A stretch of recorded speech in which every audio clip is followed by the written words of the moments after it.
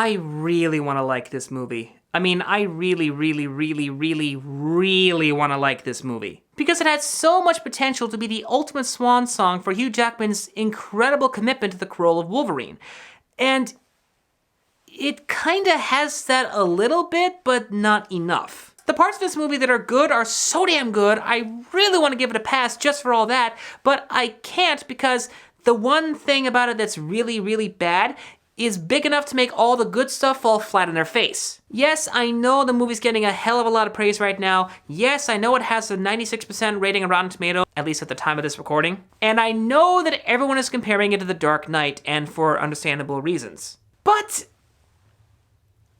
it just didn't do it for me.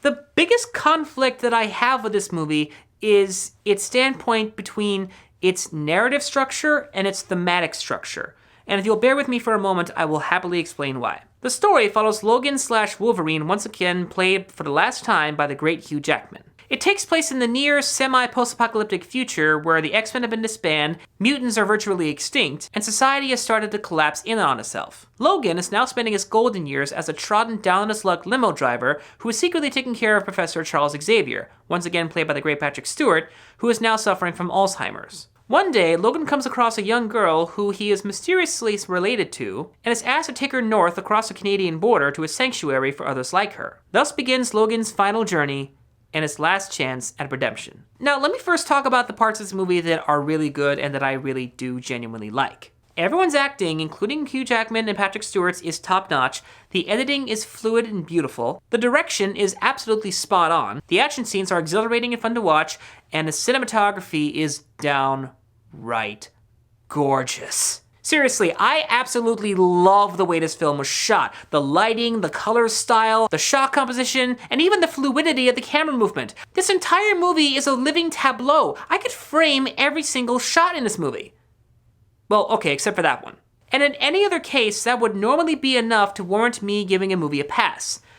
But in this case, I simply can't. See, the biggest obstacle that Logan has as a movie is its script. It suffers from a writing structure known as passive storytelling, wherein the protagonist, in this case Logan, doesn't really do anything of their own accord. They don't do what they do in the movie because they choose to do it. They do what they do in the movie because the plot demands them to do it. The protagonist is constantly being dragged from plot point to plot point with no real say in the matter. And it's honestly an annoying trope that has been used way too much in Hollywood movies because it makes the movie less interesting.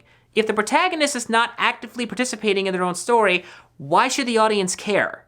It's similar to the problem that I had with a certain other movie, which I will talk about in the future with a friend of mine. Also, throughout the entire movie, Logan as a character is boring. And I'm not talking about his healing power, they actually take that away in the movie to make it more interesting, and I'm most definitely not talking about his adamantium skeleton and his claws. No, he's boring because he never changes. Throughout the entire runtime, Logan remains the same bitter, disheveled, gruffled, angry old man from start to finish. He doesn't have anything remotely close to a character arc, he doesn't learn anything, he actively avoids things that would give him growth, and it just makes him even more boring.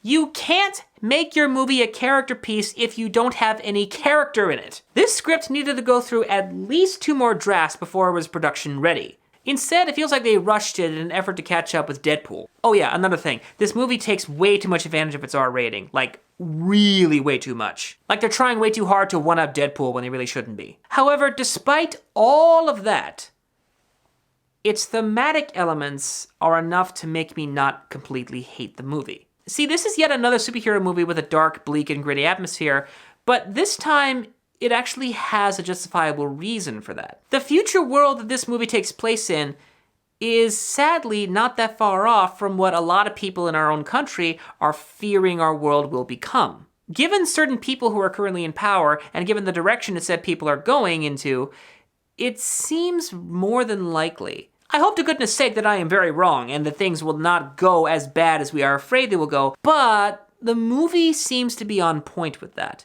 And without spoiling anything, the one redeeming factor that the movie has is showcasing the potential future and reminding us all that there is always going to be some small sliver of hope.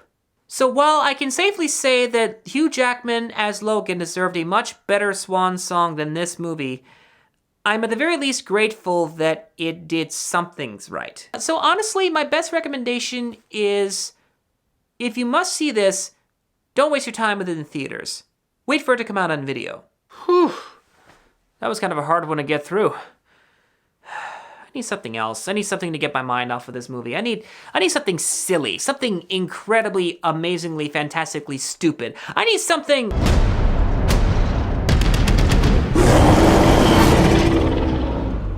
This is a good group of boys. We're all gonna die together out here. You shouldn't have come here. Yes!